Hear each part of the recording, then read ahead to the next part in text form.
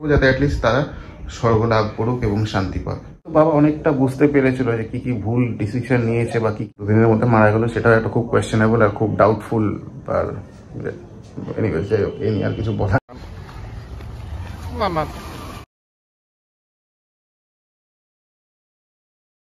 Good morning সবাইকে, সুপ্রভাত। আশা করি আপনারা ভালো আছেন।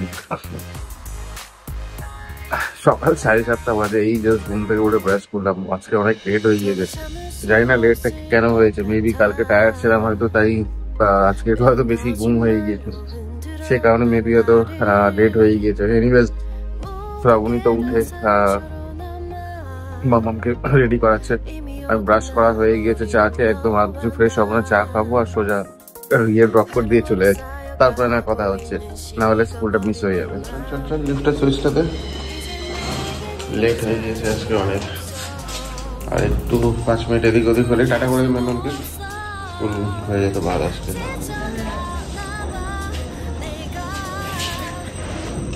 5 মিনিট এদিক ওদিক হলে আজকে স্কুল বন্ধ হয়ে যেত। চল লিফট চলে এসছে, মাম্মাটা গুড গার্ল হয়েছে।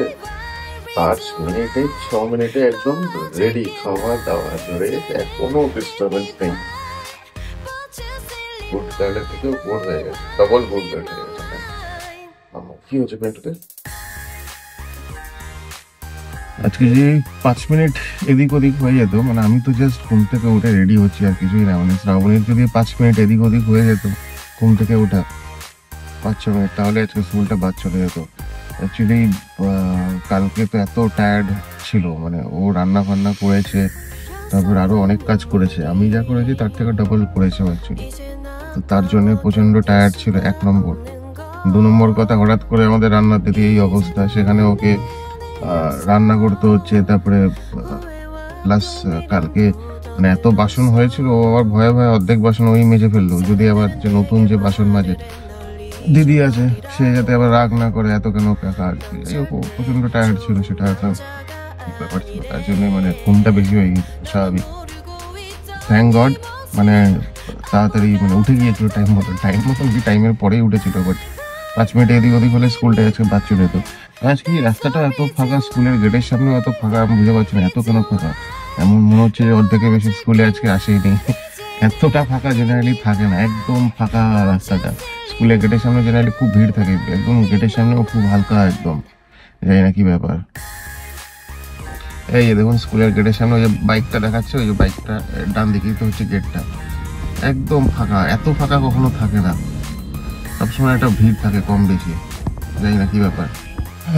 তো ঠিক আছে, বাড়ির দিকে এগোই। আমরা প্রচন্ড টায়ার্ড, মনে আরো গিয়ে ঘুমালো, গিয়ে ঘুমোতো। আমাদের পুচকিটা উঠে গিয়েছে, এত কান্না ট্যাঁ ট্যাঁ ট্যাঁ। সকাল সকাল এনিওয়েজ যাই, গিয়ে একটু রেস্ট করি, ঘন্টা থেকে একটু ঘুমিয়ে নিই। তো গাড়িটা ব্যাক ঘুরিয়ে নিই, বাড়ির দিকে এগোই। ঠিক আছে চলুন, পরে আবার কথা হচ্ছে। সঙ্গে থাকবেন, সাথে থাকবেন।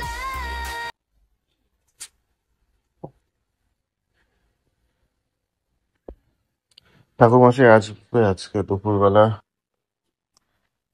এই যজ্ঞকুণ্ডটা তো নিয়ে যায়নি, হোমকুণ্ডটা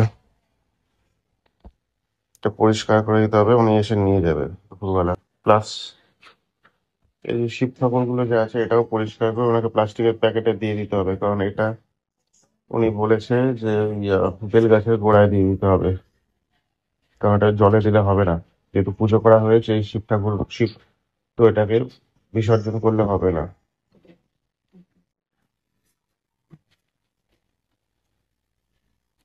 সব জিনিস ক্লিয়ার করে দিয়েছি, পরিষ্কার পরিষ্কার মানে একবার মুছতে হবে। শুধু এই ঘট আর এই ঘরটাই সামনে বললো ঠাকুর মশাই আসুক, তারপরে এটাকে কি করতে হবে, ঘট নড়াবে কি না, কি করবে না করবে। আর ওই ঘরটা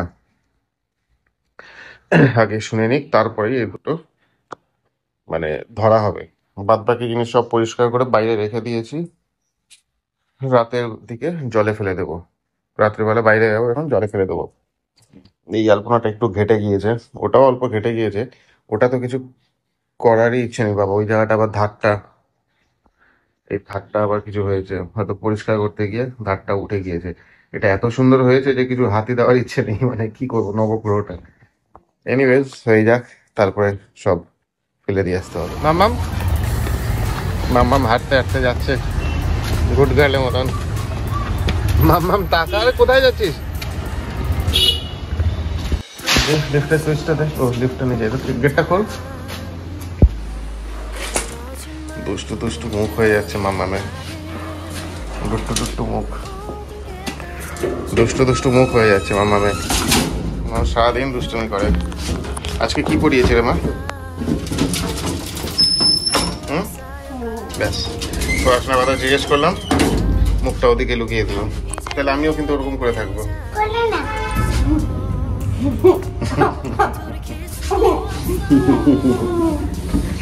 শুধু দুষ্টামি না? হ্যাঁ, সারাদিন দুষ্টামি। ব্যাস দুষ্টামি শুরু আসার পর থেকে।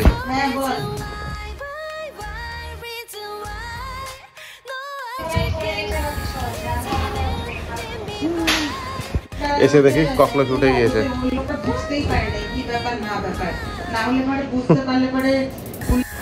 এই যে আমাদের লিফট। কি বাবা, এখান থেকে সবাইকে রাস্তার নিচে যাকেই দেখে টা টা টা টা করে যাচ্ছে। কি বাবা, ঘুম থেকে উঠেই দুষ্টুমি শুরু? হ্যাঁ, ঘুম থেকে উঠে ডুট্টু টুট্টু করো, দুষ্টুমি শুরু গিগির সাথে। ওয়েদারটা আজকে দেখছেন একদম মানে সকাল থেকেই বেক করে আছে, রোদ কিন্তু কিছু নেই। আর ভালো, কারণ একটু মানে গরম বলতে গেলে সেরকম গরম ছিল না, বাট এই ওয়েদারটাও খুব ভালো, প্লেজেন্ট, মানে এনজয়েবল ওয়েদার। মেঘ মেঘ করে আছে, হালকা হাওয়া, খুব সুন্দর লাগছে। একটা পিকনিক পিকনিক ভাইব যেটা আছে মানে লাগছে আমার। এই হচ্ছে আজকে আমাদের লাঞ্চ। আমি অ্যাকচুয়ালি অলরেডি হাত দিয়ে দিয়েছি। এটা হচ্ছে ভেজ ডাল, এটা হচ্ছে মৌলা মাছের চচ্চড়ি যেটা শ্রাবণী খুব ভালো বানায়, আর এটা হচ্ছে সিলভার কাপ মাছের ঝোল, যেটা পাতলা ঝোল, খুব ভালো লেগেছে আমার, মানে ভালো বানিয়েছে আলু দিয়ে। এই হচ্ছে আমাদের লাঞ্চ। আর সাথে আছে হচ্ছে এটা আলুর দম। আলুর দমটা একটু গ্রেভি করেছে, মানে সেরকম ঘন না, তাই ঝোল ঝোল টাইপের করেছে। লাঞ্চটা কিন্তু খুবই ভালো হয়েছে আজকে আমাদের। বাজে এখন 11:15। আমি জাস্ট বেরোলাম জিনিসপত্রগুলো, যজ্ঞের যত জিনিস যেগুলো ছিল সেগুলো সব ওই জলে ফেলতে। তো অনেকগুলোই প্যাকেট হয়েছে, মানে এক্সপেক্ট করিনি এতগুলো যে প্যাকেট হয়ে যাবে। যাই হোক, আমি তাড়াতাড়ি গিয়ে ফেলে আসি জলে। কতগুলো হয়েছে? 1 2 3 4 5 6, এতগুলো জিনিস আছে, ফেলতে হবে। 6টা না, ইনফ্যাক্ট 7টা, মানে এই কলা গাছগুলো নিয়ে 7টা হবে। মানে অনেকগুলো মানে সব মানে বেরিয়েছে, যেগুলো যজ্ঞের পর ফেলতে, এখন আমি ফেলবো জলে। সব ফেলা হয়ে গেছে। সামনে একটা ছোট ডোবার মতন আছে, এই যে এখানে আমি ফেলেছি সব জিনিসগুলো। আর বাদ বাকি যেটা দুটো প্যাকেট দেখলেন সেগুলো সব মামামের পুরনো সব খেলনা, যেটা আমি গড়িয়াহাটে বাচ্চাদেরকে জিনিসগুলো ফেলে দিয়ে এলাম। এখন বাজে প্রায় 11টা বাজতে 10। কাল তো ছুটি আছে, কাল পরশু। কালকে আমার ইনলস মানে শ্রাবণীর মা কাল চলে যাবে।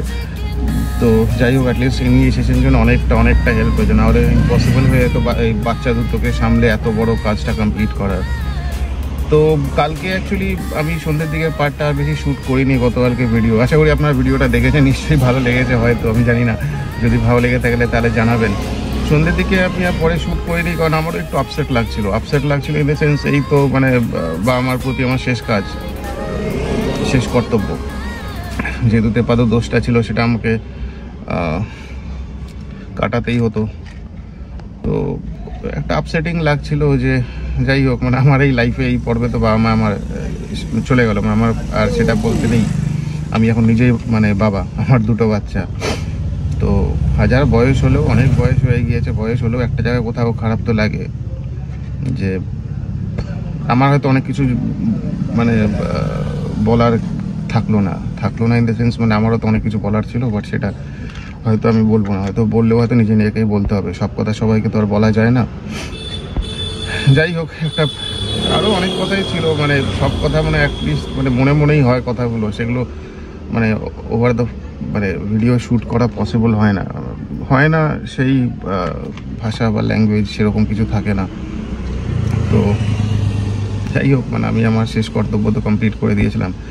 বাবা মা কতটা করেছে সেটা তাদের ওপর, বাট আমি আমারটা করেছি, আমার পার্ট যেটা সেটা আমি করেছি 100 বার, আর কেনই বা করবো না। এখন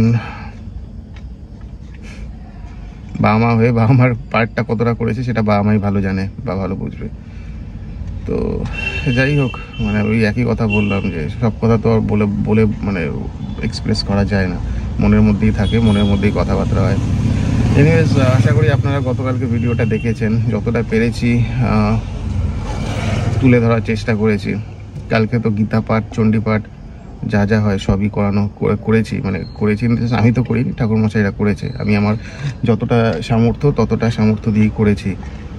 বাদ বাকিটা আমি ঈশ্বরের উপর ছেড়ে দেবো। মানে I have done my best and I will leave the rest to God. তো যাই হোক, আজকে আর বেশি কথা বাড়াবো না, 11টা বাজে। ডিনার একটু পরে না, ওই 1-1.5 ঘন্টা পরে করে তারপর ঘুমিয়ে পড়বো। ঠিক আছে, আজকের পর্বটা এখানেই থাক। আশা করি আজকের ভিডিওটাও নিশ্চয়ই যদি এতক্ষণ দেখে থাকেন তাহলে ভালো লাগবে, আর যদি লেগে থাকে তাহলে ডেফিনেটলি জানাবেন। আর এখানেই শেষ করছি। সুস্থ থাকবেন, ভালো থাকবেন, গুড নাইট। কি করিস তোরা? টাটা। কি করবি? ককরোচ? কি বল? খুনি পড়তে সামনে টিভি চলছে, শ্রাবণী ডিসাইড করতে পারছে না কোন সিনেমা দেখবে। আর এরা তো মানে দুষ্টুমি করতে ব্যস্ত হয়ে যায়, তো সারাদিন একটাই কাজ। এদের দেখলে আমার ছোটবেলার কথা খুব মনে পড়ে যায়। এই হচ্ছে ঘরের কন্ডিশন, একদম পরিষ্কার করে ধুয়ে মুছে একদম ক্লিন। আজকেও কার্পেন্টার এলো না, এই যে সব বেডটা এখানে রাখা, এই যে কিছু বাদ বাকি পার্টস গুলো সব এখানে রাখা।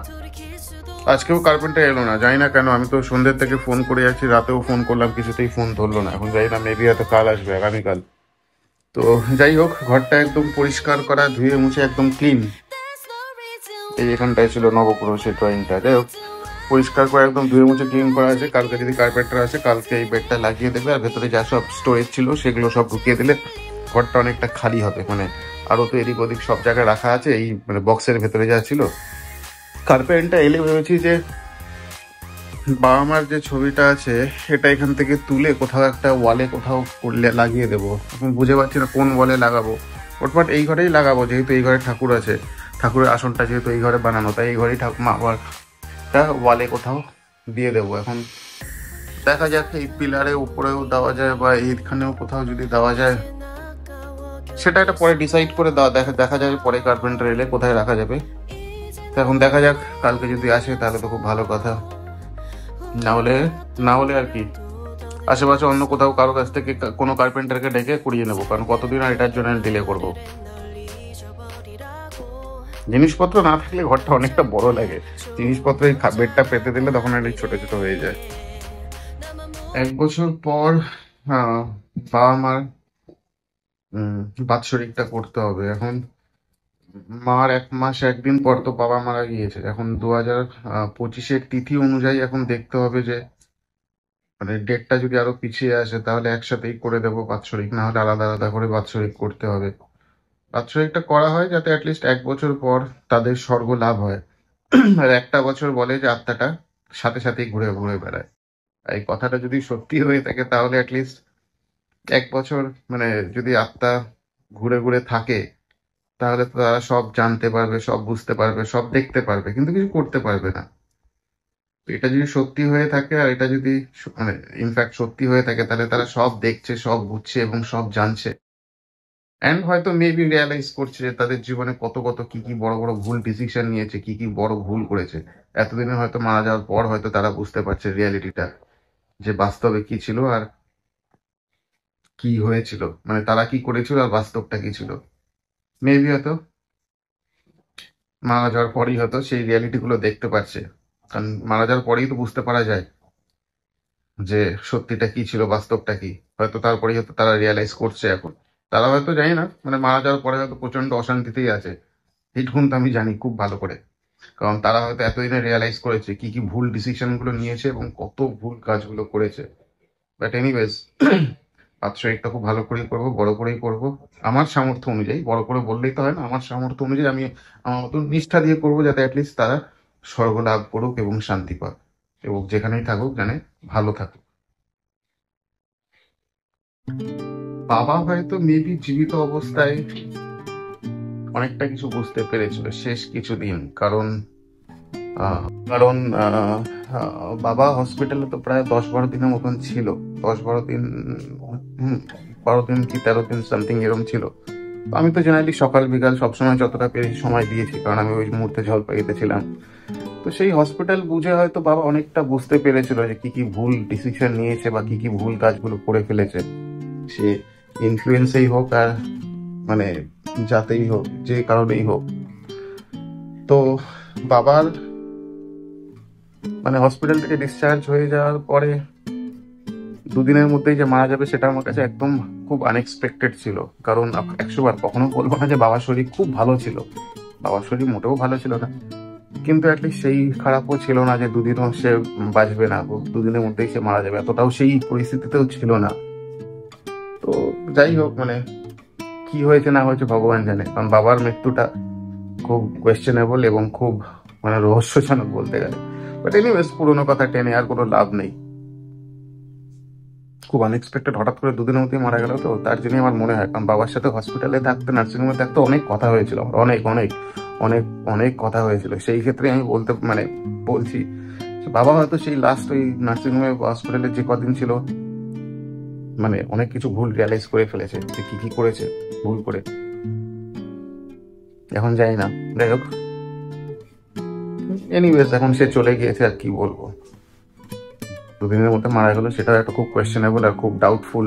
আর এনিওয়েজ যাই হোক, এই আর কিছু বলার নেই। সে চলে গিয়েছে, 1 মাসের উপর হয়ে গেল। এখন আমি এইসব তুলে কি বলবো বা কি বা করবো? তো যাই হোক, যাতে বাবা মা যেখানেই থাকুক ভালো থাকুক, শান্তিতে থাকুক, যাতে ঝগড়াঝাটি না করুক, এটাই চাইবো। এনিওয়েজ ঠিক আছে, আর কিছু বলার নেই। মানে অনেক কথা আছে তো, যেগুলো আমি মনে মনেই বলি, মানে সেগুলো আমি জেনারেলি অতটা মানে প্রকাশ করতে পারি না, এটাই। তো এই হচ্ছে আজকে আমাদের ডিনার, যেখানে লুচি হয়েছে, সিলভার কাপ মাছের ঝোল হয়েছে, আর এই আলুর দমটা হয়েছে, যেটা গ্রেভি করে করেছে, খুব সুন্দর, আমার তো খুব ভালো লেগেছে। লুচিটা হয়েছে যেহেতু শ্রাবণীর মা আমার ইনলস কাল চলে যাবে, তাই অ্যাটলিস্ট ট্রেনে তো কিছু খাওয়ার নিয়ে যেতে হবে। তো তাই আগের দিন রাতেই উনি লুচি বানিয়ে নিয়েছে, সেটা আমাদের সাথেও, মানে আমরাও সেটা খাবো এবং পরের দিন উনি নিয়ে চলে যাবে।